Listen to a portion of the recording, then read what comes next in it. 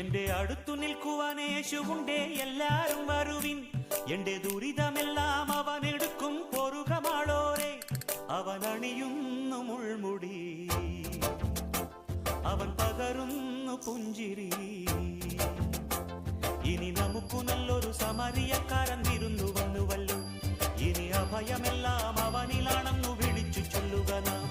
എന്റെ അടുത്തു നിൽക്കുവാൻ യേശുവുണ്ടേ, എല്ലാരും വരുവിൻ. എന്റെ